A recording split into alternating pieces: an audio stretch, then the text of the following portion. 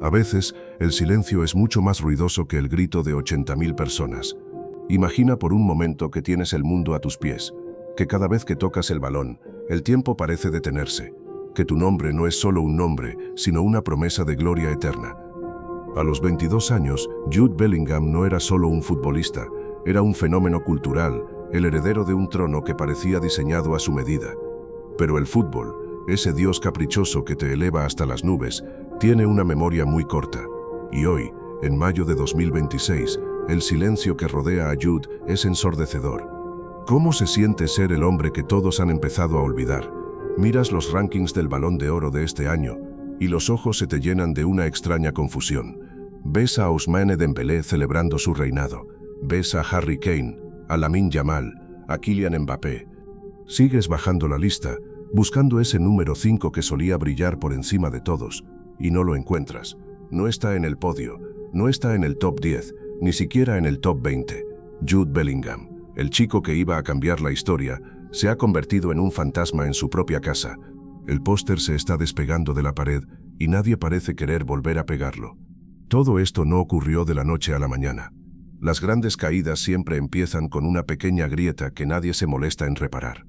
Para Jude, esa grieta apareció en los pasillos de Valdebebas. Empezaron como susurros, rumores de un vestuario fracturado, de una relación con Xabi Alonso que ya no era de admiración, sino de tensión.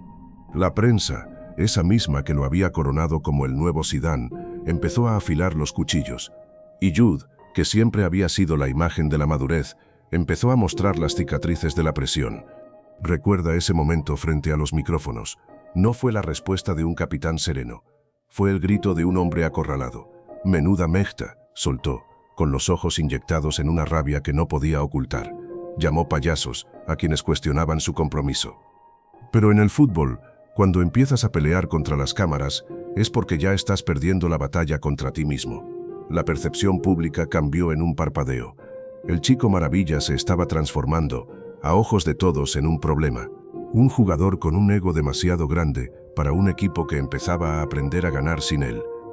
Y entonces, el cuerpo decidió que ya no podía más. 1 de febrero de 2026. Estadio de Vallecas. Iban apenas 10 minutos de partido. Un gesto rutinario, una carrera que Jude había hecho 1000 veces, pero esta vez hubo un pinchazo.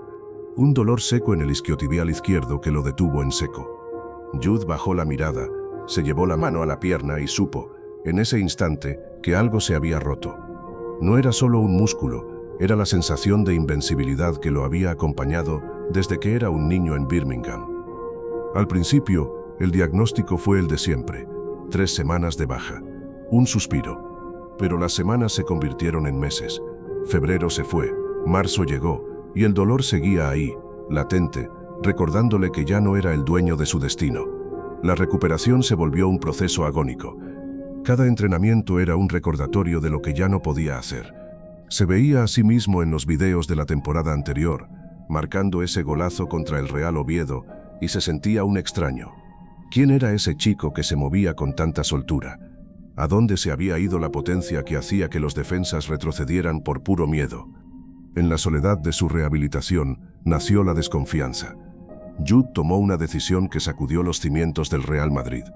Con el permiso del club, pero bajo una nube de especulaciones, tomó un avión a Londres. Buscó a especialistas ingleses, buscando una verdad que sentía que en España no le estaban contando. Quería una segunda opinión, igual que lo había hecho Mbappé. Ese viaje a Londres no fue solo un movimiento médico, fue una declaración de independencia. El mensaje en Valdebebas fue claro. Jude ya no confiaba plenamente en el sistema que lo rodeaba. En los entrenamientos, el ambiente se volvió gélido. Ya no se escuchaban las risas de antes. Solo el sonido de las máquinas de gimnasio y el silencio de un jugador que se sentía un extranjero en su propia ciudad deportiva. Pero lo peor estaba por venir. La final de la Copa del Rey contra el Barcelona fue el escenario de su colapso total. No fue solo perder el título ante el eterno rival, fue cómo lo perdió. El pitido final sonó, y algo dentro de Jude se quebró definitivamente.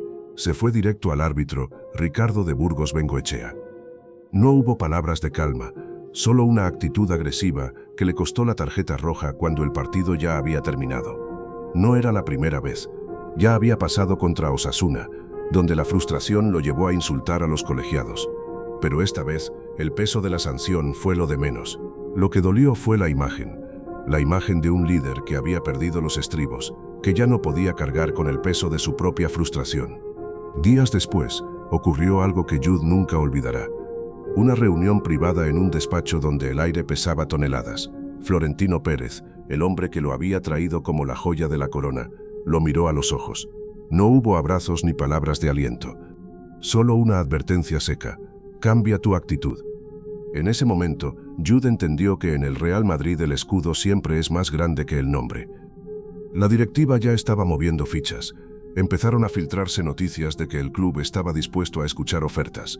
El Manchester City de Guardiola, el Liverpool. Los clubes que antes parecían destinos lejanos, ahora se sentían como una posibilidad real. El intocable había dejado de serlo. El Real Madrid estaba dispuesto a sacrificar a su rey para salvar el reino. ¿Y qué hay de Inglaterra? ¿Qué hay de ese Mundial de 2026 que debía ser su consagración? Thomas Tuchel, el nuevo estratega de los Three Lions, ha traído consigo un pragmatismo alemán que no entiende de sentimentalismos. En el parón de marzo, contra Japón, el nombre de Bellingham no apareció en la alineación. Tuchel fue honesto, quizá demasiado. Es un riesgo. Jude estuvo en el campamento, sí, pero como un jugador neutral. No podía entrenar al 100%, no podía chocar, no podía ser Jude. Míralo ahí, en el campo de entrenamiento, con un peto diferente, moviéndose por la periferia del grupo mientras sus compañeros se preparan para la batalla.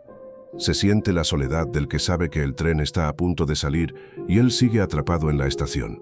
Inglaterra ha empezado a jugar un fútbol diferente, un sistema donde la figura central de Bellingham ya no parece tan indispensable. El debate en las calles de Londres es cruel. ¿Debe ir Jude al Mundial si no está al 100%? ¿Se atreverá Tuchel a dejar fuera a la gran estrella generacional?